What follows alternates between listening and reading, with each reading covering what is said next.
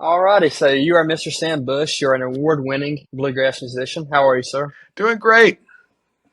Doing good. Doing I great. think I can. I woke up today, so that's been a very positive start. I, that's the right way to look at it.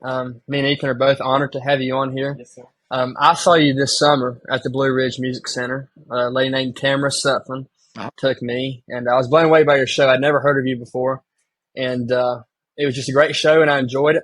And then we were looking for people to have on, so I contacted you, and we're very excited to speak with you today. Well, my pleasure. Thank you. And I love a first impression, so I'm glad you enjoyed it for the first time. Absolutely. Well, we always start off with the same question. Where did you grow up? Okay. Well, I grew up on a tobacco and cattle farm out about 7 miles outside of Bowling Green, Kentucky. So Bowling Green is like down in your south central part of the state. So Hmm. I didn't grow up in the coal mining hills or any of that stuff. No, but I did grow up as a farming kid, and our mother worked at Sears, and so there were five kids, and but grew up outside Bowling Green, and was fortunate to grow up in a musical family. Just in that, my parents really loved music. They were not, Yeah. certainly weren't musicians for a living or anything. Again, my dad was a farmer. My mother worked at Sears, and but they were a farm couple and encouraged. So my mom played the guitar some, dad on the fiddle and mandolin, and they encouraged us kids to get off the farm and do something different. They didn't want us to. I think they didn't want us to work as hard as they did, and Yeah. we didn't. As none of us were farmers. Did you ever have that desire to work on a farm? I've thought about that, and basically, I started playing mandolin when I was 11, and then fiddle by age 13. So the music was kind of leading me in that direction. But I've often realized that probably if I hadn't have, had if I wasn't musically inclined, probably would have been a farmer. I mean, that's I don't know, that may well have been what would have happened. We see a lot of artists dabble in other aspects of art too. Were you very artistic as a child in other sense that were non-musical, like drawing or painting? I don't think so. No, no, no. I mean, took art class though in high school, but Yeah. no, but the music just, it's hard to say what attracted you to this music or that. I know in terms of the kind of fiddle and mandolin, my two main instruments, um, that's what I grew up hearing my father playing, like records by a fiddle player named Tommy Jackson, who was the Grand Ole Opry fiddler. So we grew up, by growing up close to Nashville, I didn't realize until I was already grown and gone from home that what an advantage it was for us, because we lived in close proximity of Nashville, Tennessee television. It's 55 miles north of Nashville. So I literally grew up watching some of the greatest, pickers I would ever see. I got to watch how their hands moved, because there were Grand Ole Opry shows that would come on locally on these Nashville channels. So I got to watch the great mandolin players such as Bill Monroe, Jesse McReynolds from Jim and Jesse, and Bob Osborne from the Osborne Brothers. Hmm. While at the same time, I was growing up in the generation where the Ed Sullivan Show was on, and I saw all of the Beatles performances on Ed Sullivan. The Young Rolling Stones were on then, and I got to see acts like the Doors and the Jefferson Airplane. So Yeah.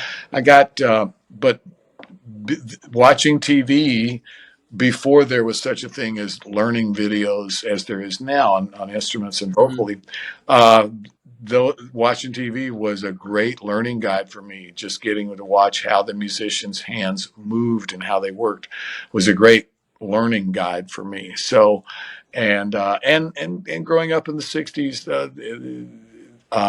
there were so many kinds of music all on the public airwaves at once. You would hear everything from the psychedelic bands of the day, like Jefferson Airplane, or you'd hear the Beatles, or there was an act at the time called the Singing Nun. So the Singing Nun had a hit record at the same time, and um, there weren't as many categories, I guess, for music as, but again, you'd hear the singing nun, and then you'd hear one of the greatest ever, Aretha Franklin.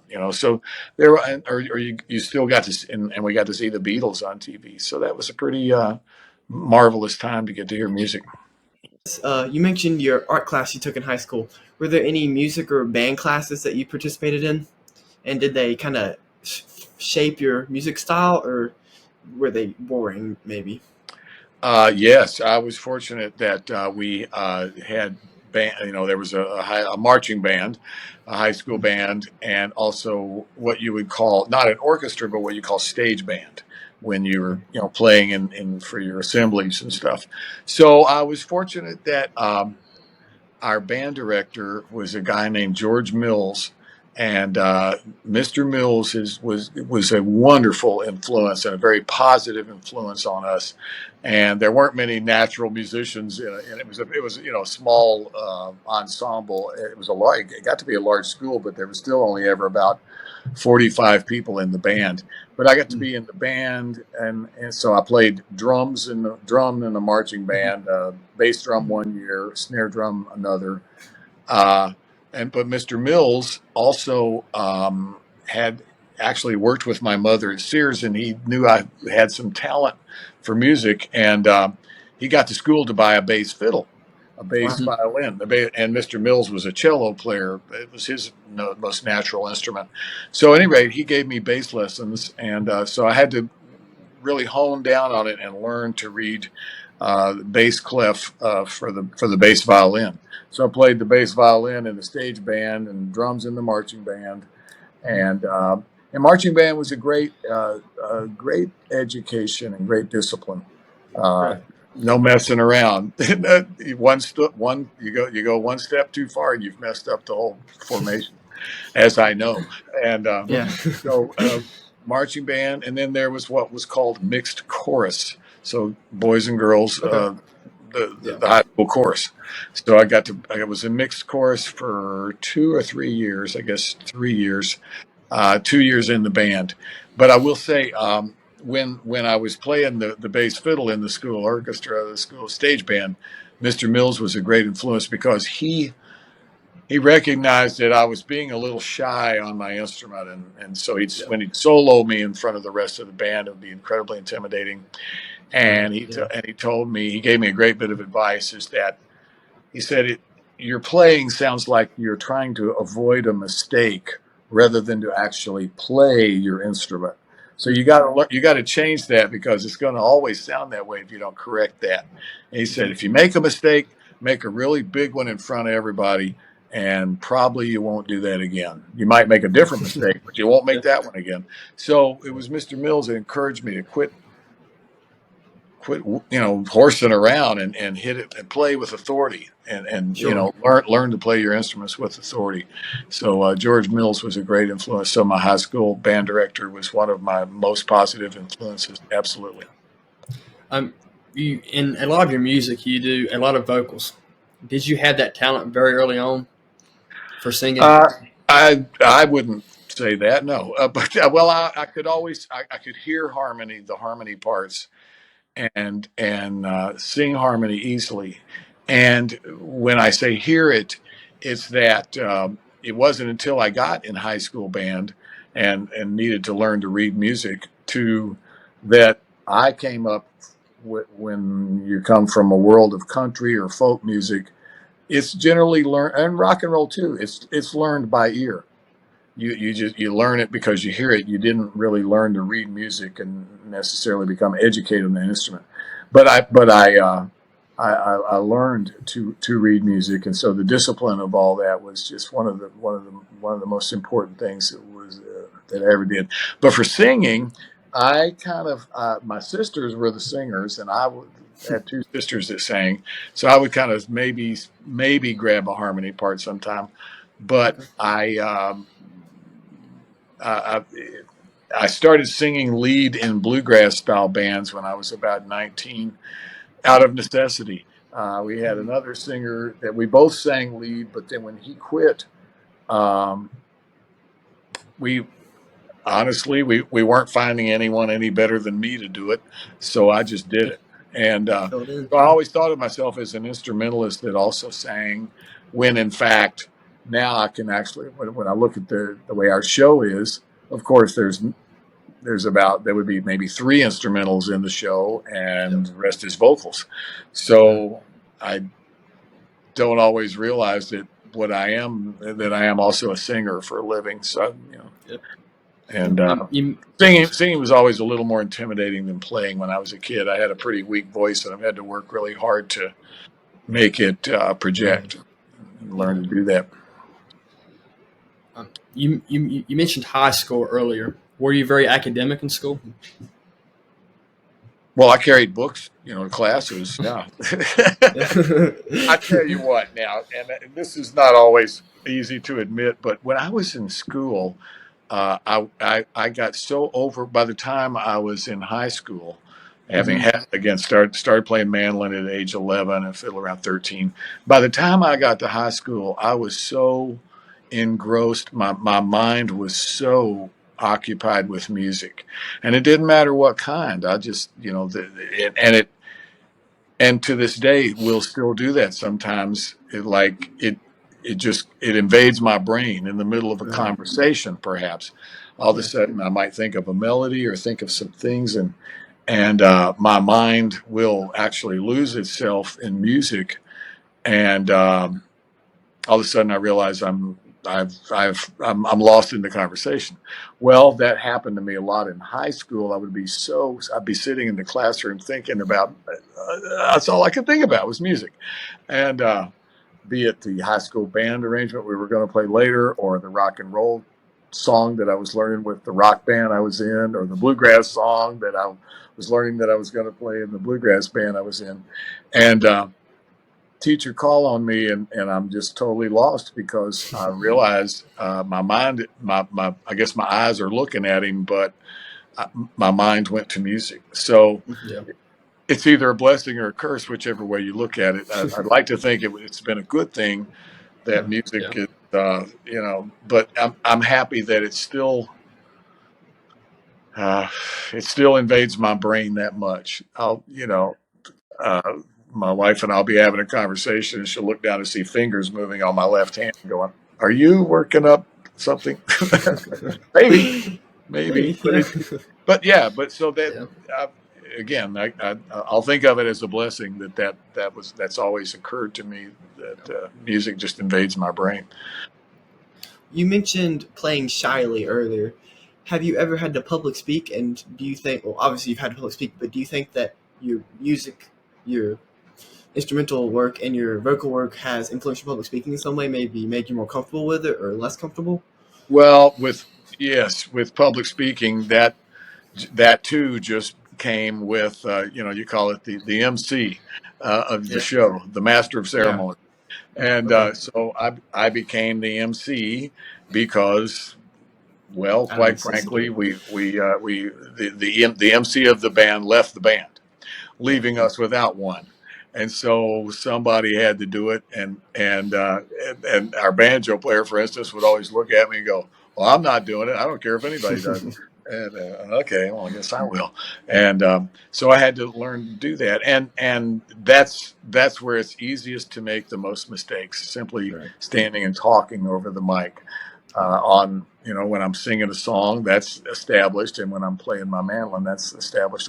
What I'm going to try to do, and but public speaking, and again, so I've the extent of my public speaking is now, of course, I will do like what is called workshops, Okay. mandolin workshops, and so most of that is talking and discussing things, but Right. demonstrating how you do it on the mandolin and what have Yeah. you. So in terms of public speaking, the majority of anything I would do related to public speaking is musically inclined. Yeah. So that's a That makes pretty sense. easy subject that I'm supposed to know something about. And but at any rate, that's but as an Yeah. actual public speaker, I've had occasions where twice I was asked to be and a different person does it each year, with the International Bluegrass Music Association award show. So twice I've been the MC of the award show, and they've changed their format some now, but back when I was doing it, I've done it a couple of times. You literally had to come out and you're not trying to do stand up comedy, but you're trying to, Yeah. come out, welcome the people, and talk for Right. about 5 minutes. Cool. And that might not seem like much, but once you're standing on a stage Sure, by absolutely. yourself, It's a long five, time. 5 minutes seems like a really long time. Yeah, we Sure. took a class this summer on public speaking, and if you're just talking with somebody, 5 minutes goes by like that. But Yeah.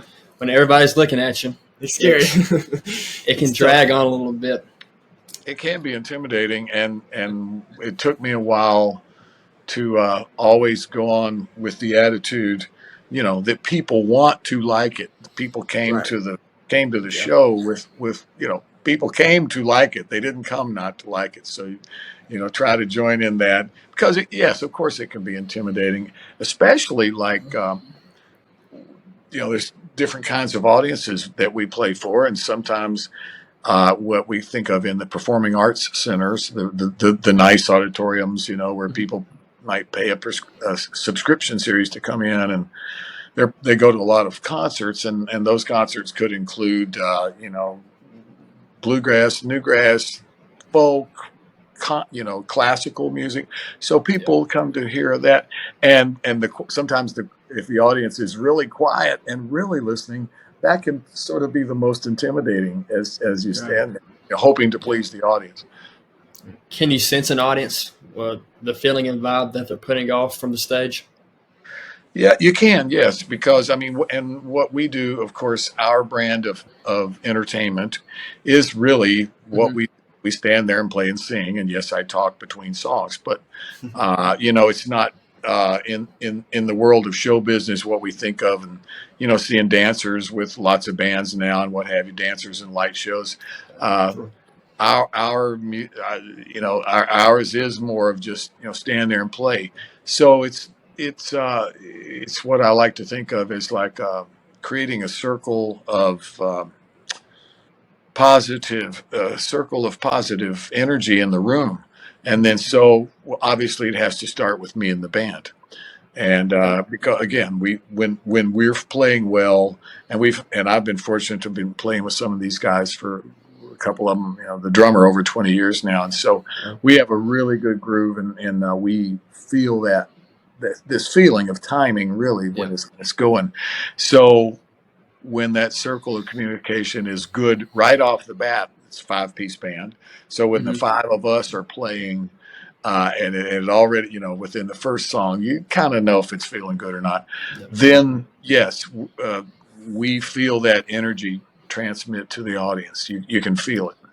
This. It's really nothing you can put your finger Yeah. on or explain, but other than you feel this positive circle of energy going on in the audience, and so that's what we hope for, and hopefully you can get that feeling quickly. Yeah. Can you sometimes lose an audience? Because I remember when I saw you this summer, I forget which song it was, but y'all were getting really, really into it, and it's like you were playing with each other, and it was really cool to see. And I could tell y'all were enjoying the music as well. Can the audience kind of fade away sometimes, and y'all start playing it with each other more, Well, for in each terms other, of them fading away, you mean like literally losing the audience? Did we or go? no, or getting enraptured in the music and forgetting about the audience? Well, that happens to us a lot. I mean, that Yeah. because of the way we entertain, it is through playing and singing. So the better, in one way, the better that we can lose ourselves in it, and let the music. It really does overtake you sometimes, and that's nothing you can explain or plan on. Uh, but I've always been fortunate that when it's time for the downbeat, when it's time to start playing, that my thoughts sort of stay with go they go to the music and stay there.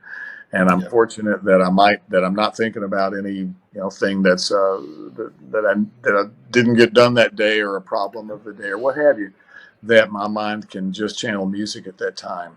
So obviously that when I think when that occurs for the better, then it's better for the audience too, that we're all getting on the same page. Can the unfamiliarity of a new venue kind of hamper that feeling, or does it have an effect on you? Well, it can be, it's all different. And, And again, you might not know because you might not know that venue. I might not know that at this venue, people are always very quiet and respectful, and they're not going to be outgoing.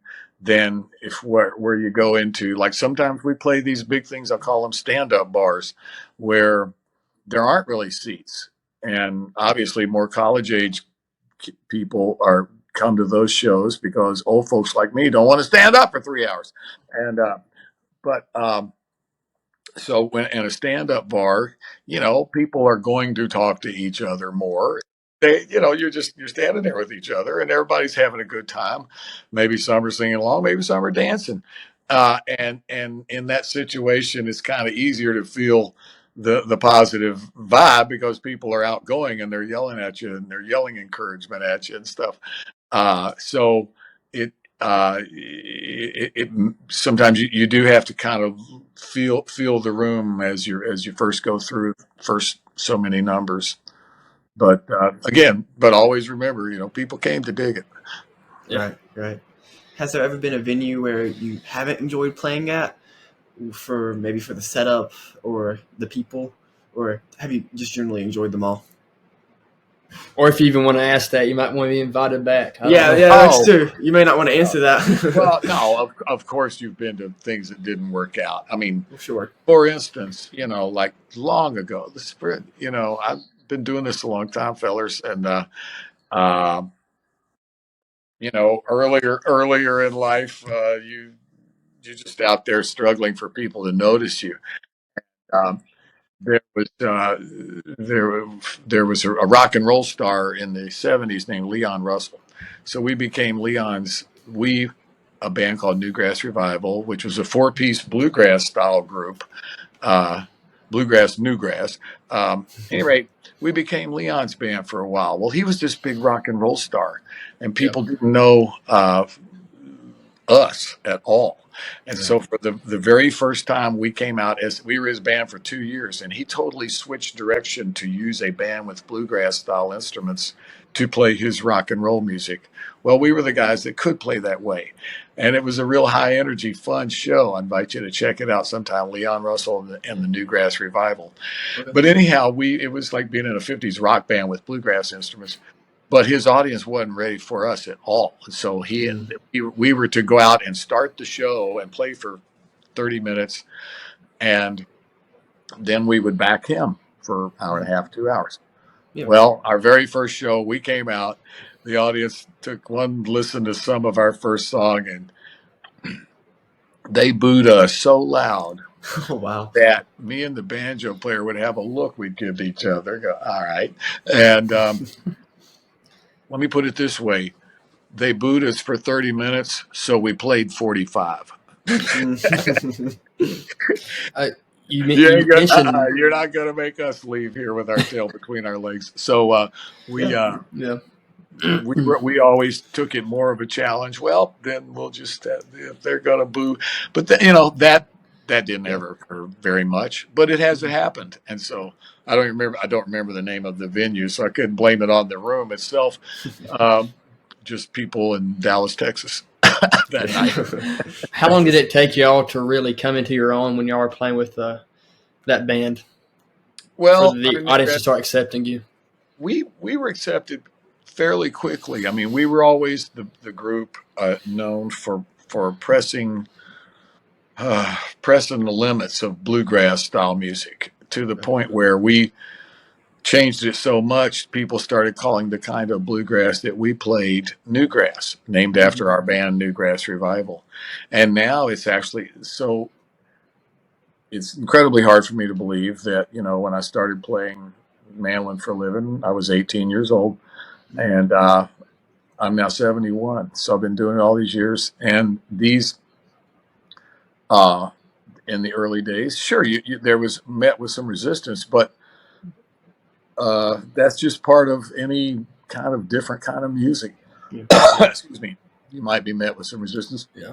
but the musicians knew that we could play, and we were accepted always by the musicians and most of the audience. Just Yeah. Yeah. Sure. there'd be a few rednecks that didn't like our hippie looks and what have you, but we weren't that different than other people our age at that time. Yeah. To kind of go back to your younger days, did the educators at your high school encourage you to pursue music as a career, or did they try to dissuade you from it? I don't think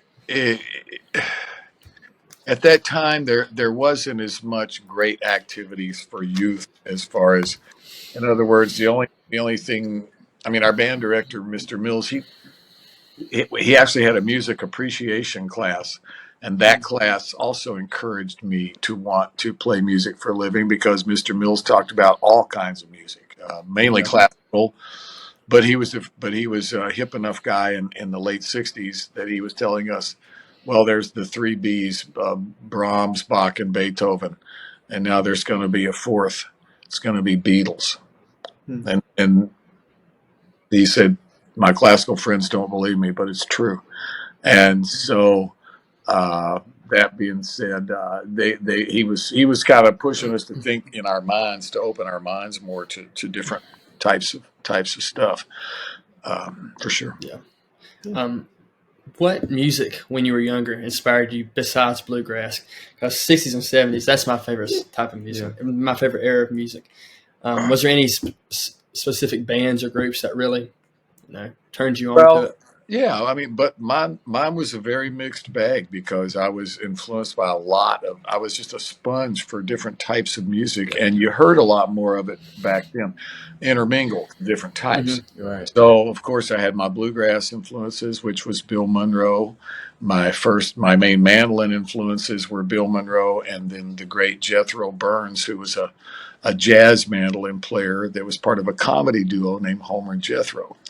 And they did the silliest, dumbest songs, but they could both play beautifully, guitar and Yeah. mandolin. But at any rate, so for in the world of bluegrass, I had the Dillards, the Country Gentlemen, the Osborne Brothers, and Jim and Jesse and Bill Yeah. Monroe and Flatt and Scruggs and all those guys. But I grew up, of course, as a person that could listen to the Grand Ole Opry and watch it on TV. So I grew up. I was hearing Porter Wagner and Dolly Parton and Sure. a group called the Wilburn Brothers, Bill Anderson, Ernest Tubb, but the Grand Ole Opry members. And at the same time, again, I was just such a sponge for all music. So my favorite rock band was a band called the Jefferson Airplane from San Francisco. But I've been listening to Eric Clapton since I was in high school. Yeah. So Eric Clapton was in the Cream when I was in high school, and the Cream was the greatest. Jimi Hendrix, Yeah. Cream, Eric Clapton, the Beatles, the Rolling Stones. Still got the Rolling Stones. I just bought their new album recently. Oh, So that's okay. pretty Yeah. great that I've gotten to listen to some of my favorite musicians all this time. Have you ever So had the chance? I'm sorry. I'm sorry. no, Have you ever had the chance to meet one of those people in real life, or to yes, even play with them? Yeah. yes. One time I was asked to be part of some Nashville musicians when Ringo Starr's All Star Band came to That's awesome. Nashville. So I got to play with a little help from my friends with Ringo on stage, and Hmm. that was Yeah. it was very surreal because Yeah. I didn't get to meet him before the show, and I'm standing there Oh, playing. wow. Up, he comes this close and says, "Hi, thanks for playing." And I did get to meet him after the show. And then in another situation, I've been fortunate to be in all kinds of Yeah. music and situations, and enough of a musician to also be included in backup groups sometimes for people too. So I was in a backup group. It was for I think it was a tribute to Merle Haggard at the hockey Okay. arena in Nashville. And so there was a large variety of people, including like Billy Gibbons from ZZ Top and but country singers of the day, and Loretta Lynn was on it, and so I'm in a backup band, and one of the people, Willie Nelson was on it, and so we backed all these different performers, and one of the people we backed was in fact Keith Richards of the Rolling Stones. So Wow. I got to talk to Keith for a few minutes and explain to him that. I was also took journalism in high school, so Okay. I was like one of the people that put together the school newspaper. And Yeah. I found out the hard way that you don't go putting an ad for the Rolling Stones fan club on the back of the school newspaper, Yeah. as I did. Oops. Their album Let It Bleed had come out, and I Yeah. bought Let It Bleed. And there was an insert that says, "Are you a member of the Rolling Stones fan club?" And it had a picture of the Stones. So I just stuck it on the back of the school newspaper. And boy, when that paper came out, all of a sudden it called over the loud system, "Sam Bush, please report to the principal's office." So I got to tell Keith that I almost got kicked out of school because of the Rolling Stones. It's a pretty awesome story. Were you scared when you first left school, just trying to make your way in the world? Did that frighten you, or were you really No, excited? no. Well, what? And I was when I was a senior in high school after being a junior I was called the national junior fiddle champion for 3 years. The contest is in Weiser, Idaho.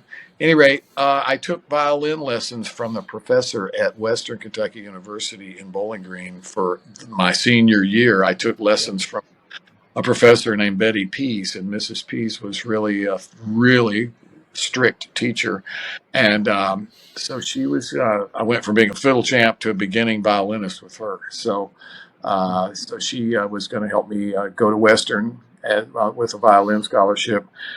But right about 2 weeks before I was to register for college, some guys came down from Louisville in a bluegrass band, and I was working I was going to be working my way through college as a busboy at the Holiday Inn there in Bowling Green, and so I was working at the Holiday Inn, and all of a sudden these two guys walked in that offered me a job to move to Louisville and play 5 nights a week, and I decided that's what I wanted to do. So I'd already broken enough dishes and at the holiday to know that I better go play music somewhere. Yeah. Was that scary, or did you have some Yeah, I didn't. feedback from your peers to? No, it wasn't scary at all. Not really. I mean, because the music kind of led me there, Right. and Yeah. plus the people that asked me to join their band. I mean, I had known them for a while, Okay. and one of the guys in the band was in fact who had helped me, took me out to Idaho to the fiddle contest when I was a kid, all the way from Kentucky. Right. So I was joining up with some friends, and I guess I felt kind of protected in that band looking back. Yeah. So no, I was too excited to get out and everything on my own. Finally I'm out on my own and I get to play music all I want.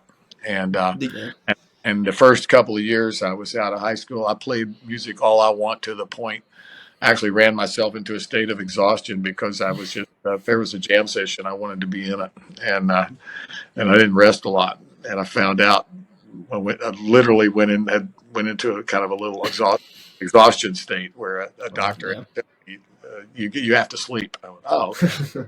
Oh, right. Did you Well, ever did you get the chance to continue with violin after you left and joined the band? I didn't continue the style of a violinist. I still play it, but the fiddle is like your folk country way to play the fiddle, and you learn that by ear as well. You don't learn that by reading music per se. So I was already a fiddle player, and then I tried the violin side of life for a year, and but just to find out that no, well, I've always played the mandolin more than fiddle anyway. So Right. when I moved to Louisville, I started playing my mandolin for a living. But within a couple of years, I was back to where I was the fiddle player in the band too. So both mandolin and fiddle. So I still play the fiddle, and I still like to do it. At what age did you start writing your own music? Or did that kind of happen? Probably around in high school. Started Okay. making tunes in high school. And then it even got to be a challenge to make them up if I wrote them out in musical notation sitting in class while I was obviously supposed to be studying something else. But I'd see if I could write them out in musical notation, and just as a challenge to exercise my brain and what have you. So started making up some tunes probably by about 17 years old. Probably. When you're writing music, do you try to convey an emotion when you start out, or do you want to tell a story? I tend to come more from the instrumental performer that in the world of bluegrass or country, it's kind of like you do it because it feels good, and especially Southern people. And so I, I guess just going around things that make me kind of feel something. It's hard to explain because Yeah. I don't really have a plan, and I'm not always the fastest of composers. It takes me a while to get a tune I like.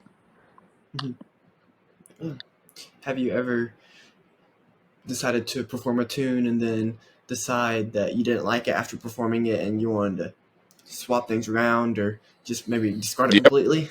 Yeah. Yes. Is that Yeah. is that challenging mentally to deal with having performed something and put so much effort into it and not liking it? Uh, it's Or is it's it just kind of part of the process? it's kind of part of the process, and it's pretty obvious to you when something's not working. But Mhm. really, uh, getting out and doing it in front of people, that kind of is a barometer of how it's going to fly. Right. Yeah. Okay. As you were starting your career as a musician, did you ever want to settle down in the future, start a family, or did you just want to play and have success in that realm? Well, and I mean, I was settled down. I've always been settled down. I'm just, in a way, in that um, I got married to first wife right at age 18, Okay. and we just thought that would be the easiest thing to do. And then 11 years later, it didn't prove out. But Right. but Lynn and I have now been married unbelievably 39 years. Okay. And so Lynn, knew when falling in love with and marrying a musician that this is what I do. And Yeah. travel is part of what I do. Now Lynn and I work together. We're unique in that way. There's like a whole lot of couples, don't or can't work together. Mm-hmm. And now Lynn got interested in money management, and so Lynn became an accountant, a CPA, and so we are able to work together. Lynn is the business manager for the band, the Sandbush Band, when we're on the road, and that's a total full-time job. So the two of us Yeah. together, we work together, and so Lynn travels about half the time, so she knows exactly what we all go through because she goes through it too. And so we uh, are fortunate that we work well together, and Yeah. we work hard and we play hard. So right now we're in a time in Florida that we get to regroup at the end of each year, and I'll be hitting it hard again come January 6th. Wow, pretty soon. When you're traveling, do you usually ride in a camper van type setup or maybe an RV? You always Like, hear about life on the road yeah, from long road musicians. Can you talk trips. about that just a little bit? Well, I've done it in many different ways, and when I first got out of high school, you drove yourself, and you have hundreds of miles, and in a car, five of you, or with a bass fiddle somehow stuffed in there with you, and but as we travel now, it's either we will either traveling by tour bus is the preferred way to travel Yeah. for a couple of Yeah. reasons. One, it's you actually get more rest that way, and Mhm. two, we are able to bring all our own equipment, and it's Yeah. you wouldn't think it would make that much difference, but a drummer, our drummer, can certainly enjoy playing his own instruments because I get to, Absolutely. right. Yeah. But when we fly, or we either travel by tour bus or we fly, and then you are either supplied ground transportation by the concert buyer, or you have rented a van where might need to go a couple hours from the airport somewhere when you certain that's common too, to fly to an airport city and then drive a couple hours, especially when, like, for instance, you're in the mountains of Colorado, you Right. fly to Denver and drive a few hours and make a Yeah. little circuit out of playing certain mountain communities, play 4 or 5 of those, and then come back and fly home back to Nashville. So basically by tour bus or flying and vanning. Have you ever played at Red Rock before? Yes. I saw Sierra Farrell this fall at Red Rock, and it was a beautiful venue. I loved it, and that was a good show as well. Oh, yeah. Well, Red Rocks is like that's one of the most beautiful concert. Yeah. They're one of the greatest ones that's ever came from Red Rocks was Neil Young playing there, and a monsoon rain hit while he's playing. You just look it up on YouTube. Okay. I mean, he is playing an absolute drenching rain. Yeah. And I guess because he wasn't plugged into an amplifier, it's a wireless rig that he had. He could continue to play. As long as it's not lightning, you can play. If lightning's striking, everybody's got to get out of the way. Yeah. Have you ever had to play in downpour like that, or I guess due to the type of? Sure. Okay. Sure. Yeah. Is it challenging? I imagine it would be. Well, I imagine you'd have to to protect your instruments. Absolutely. We, the performers, are protected from rain. But if it starts lightning, we all have to stop. Nobody wants to be electrocuted just because you wanted to hear some music. Right. Yeah. Music can wait. Yeah. It can come back.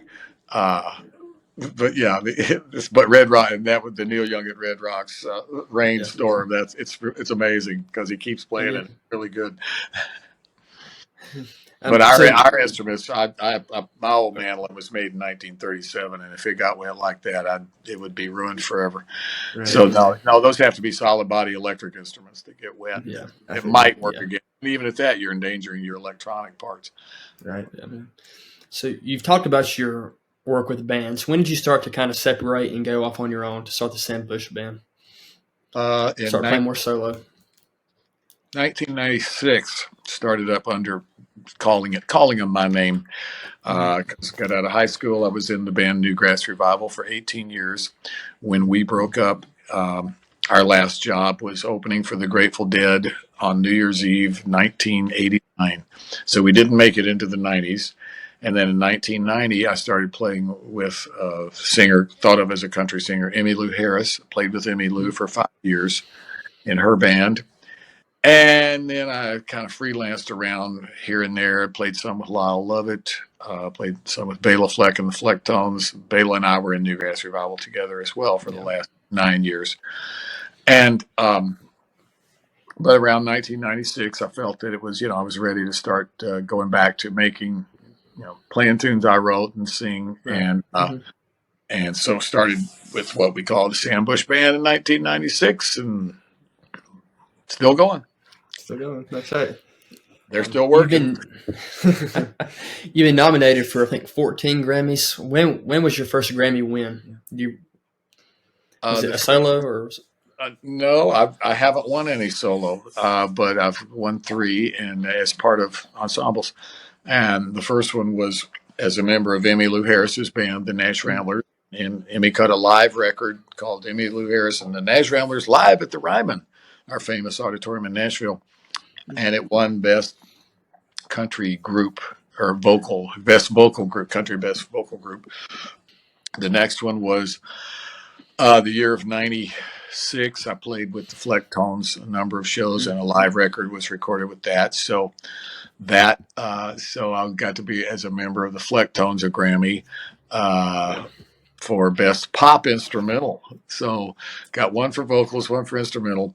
And then the third Grammy was because I played on the Oh Brother, Where Art Thou soundtrack. That's a great movie. And it won record of the year.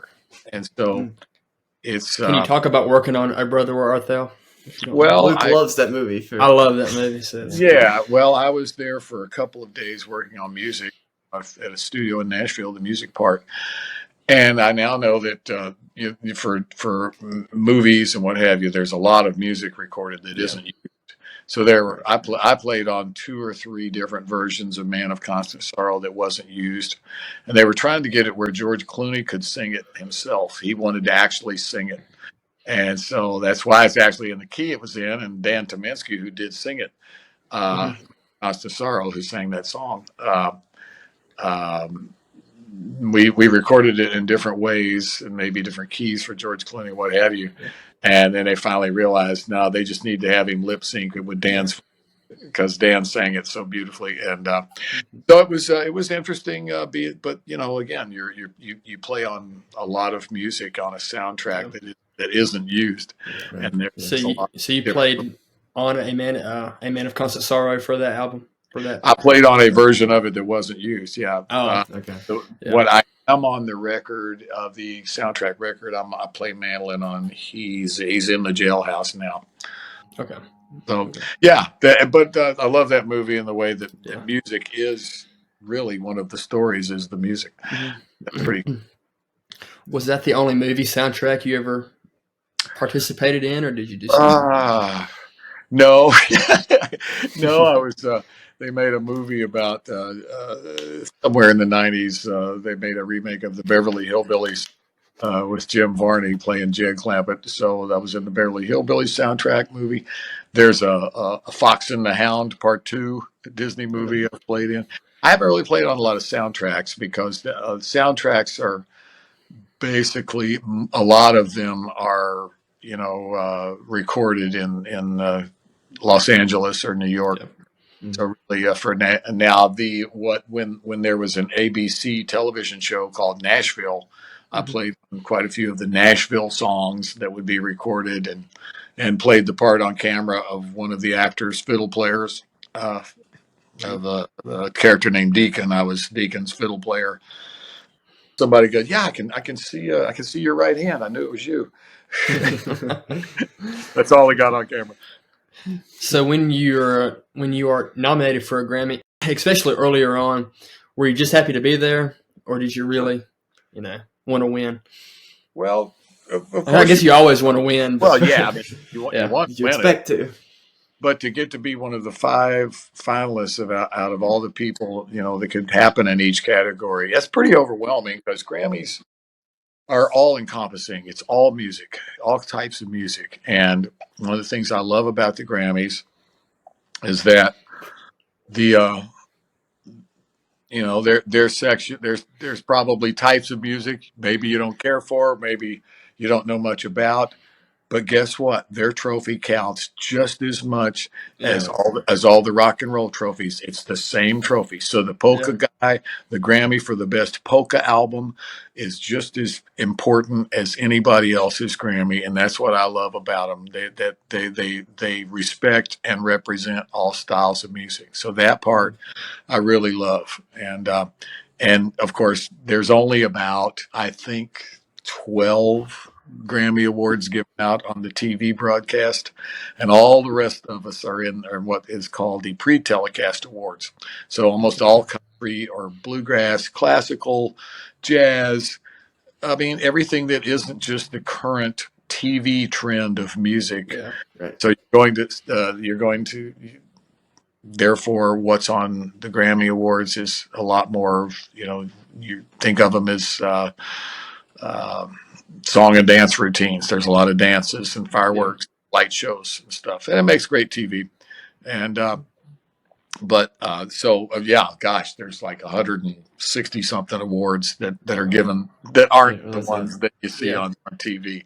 So yeah, it's a fun TV show, but I'm still excited to be a nominee because it's been years since I was one, yeah. and Is it we Radio John you're nominated for this year? it is, Radio yes. John. So it's Okay. nominated for Bluegrass album. So I have a 1 in 6 chance of winning. So that's cool. And Yeah, and people that are nominated are my friends, and we all are gonna. Most of us are gonna go. So we'll see yeah, each other. And I get Lynn and I get in free. So it's great. yeah, yeah. Can you But talk a yeah, little bit about Radio John, John Hartford? That. yeah. Well, Radio John is in fact yes named after it was. An album. It's called Radio John: The Songs of John Hartford, and Mhm. there's 10 tunes on it. 9 of the 10 songs were written by John Hartford, who was a friend of mine and a big brother style person and a mentor, and then influenced me and he helped me along the way for sure and gave me advice and most of which I took but John was a par excellence songwriter from in Nashville in the 60s. Then in the late 60s, he moved out to LA and people started seeing him on the Glenn Campbell show where he wrote a song that was a hit for Glenn called Gentle on My Mind. And Gentle on My Mind was at one point held the Guinness Book of World Records for the most people recording it. And Wow.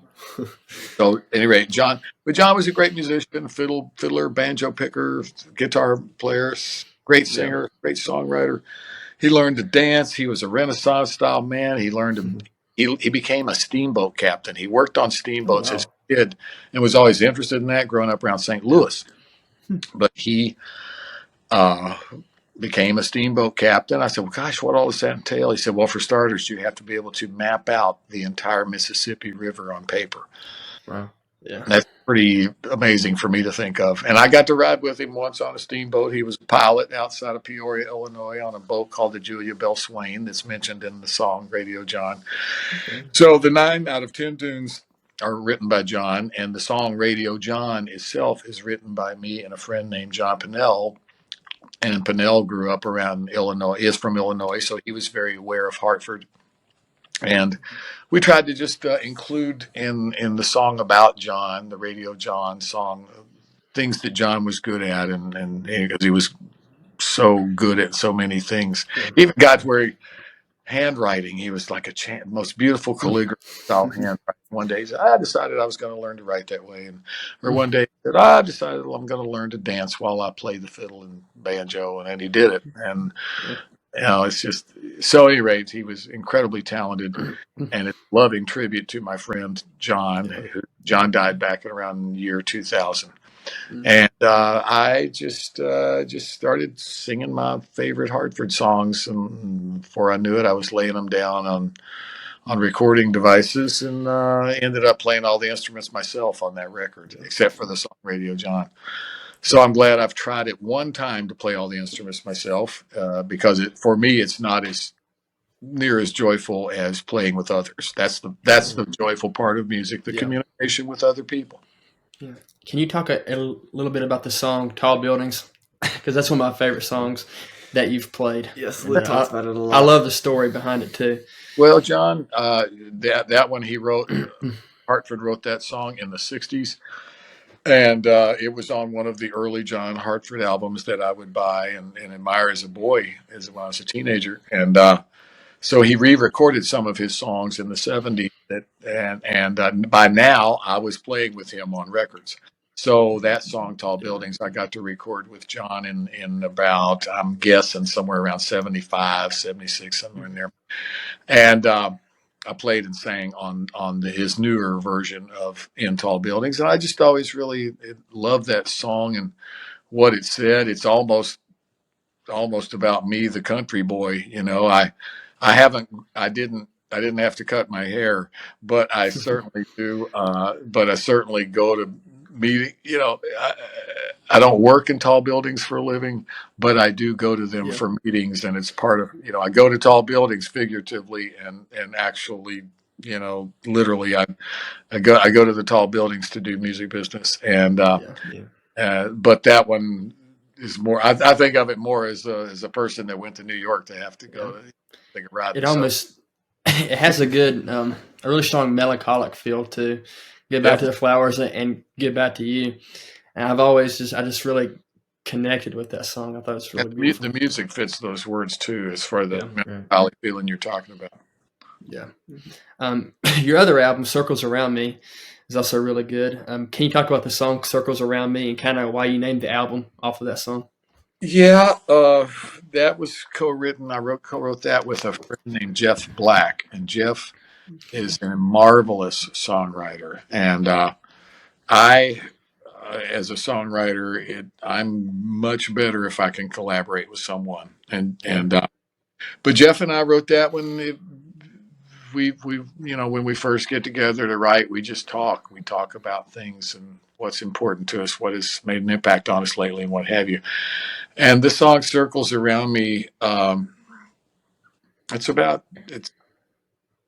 it's kind of a song of thanks, and you'll hear the phrase, "I'm thankful for all the good friends that I've found," and nothing pointed that out more. Now the song had already been written 10 years before that, but the 2020 lockdown and pandemic is that as we were missing our friends and we couldn't congregate, and it just as we then when we got to start playing again, that song took on a whole different meaning for me. When I thought I would be standing there on stage, literally saying, and to thank you for all the good friends that I've found, because, people that come and pay for the price of a ticket, to come in and help us earn a living. You're being our friend, that's for sure. Yeah.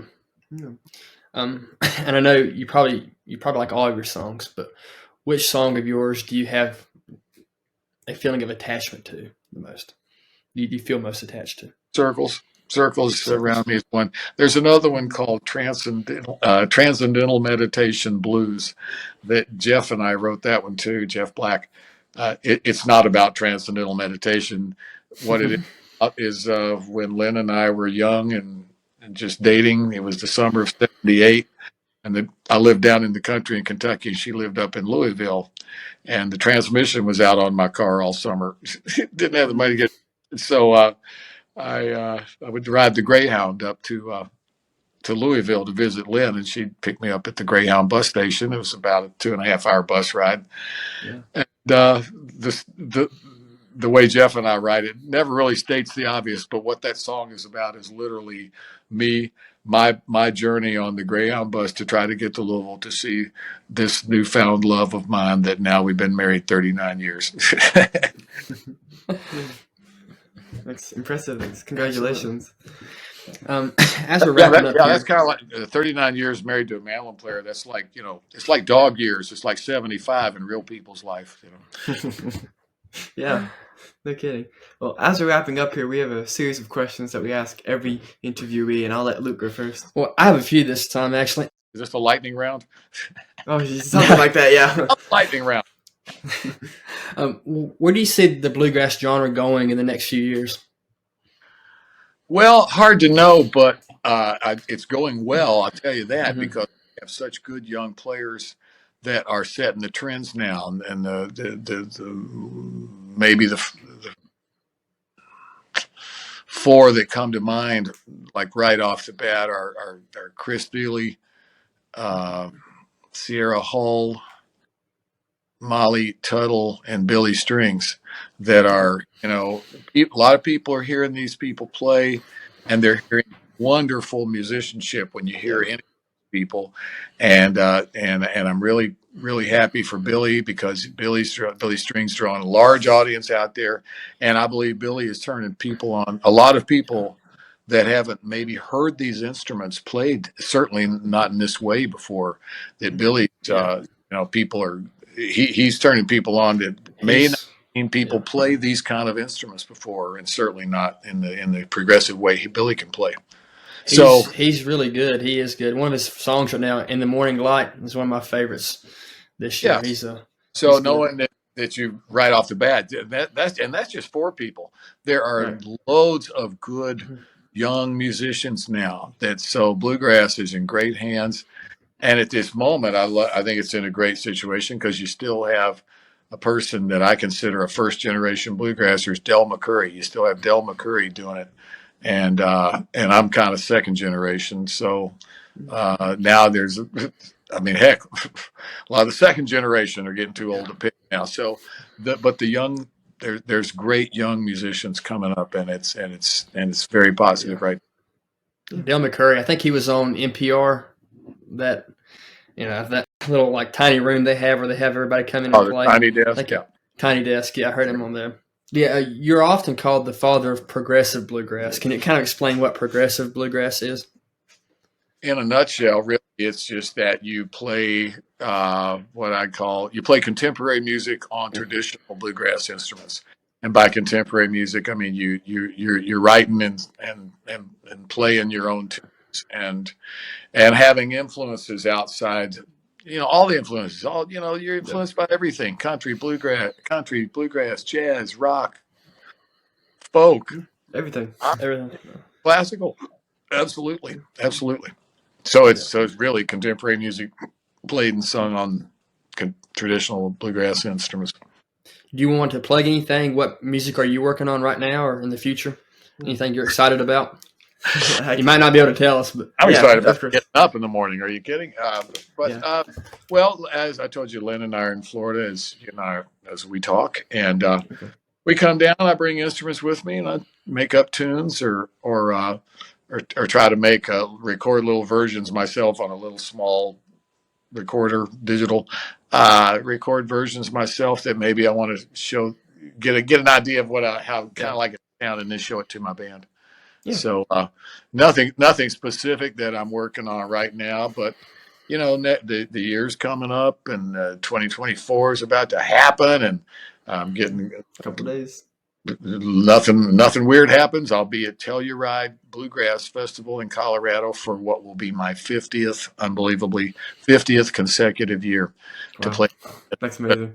That I got to go to all of them. That's amazing, and that Yeah. they got to keep having this festival all those years. That's No amazing. kidding. That is Yes. awesome. Well, as we are wrapping up now, we always Yes. have two questions we ask everyone that we interview. I'll go ahead and start. What is your advice for young people just making their way in the world? Well, in with whatever your passion is, be it maybe you have a passion for writing or song or dance or playing an instrument or baseball, or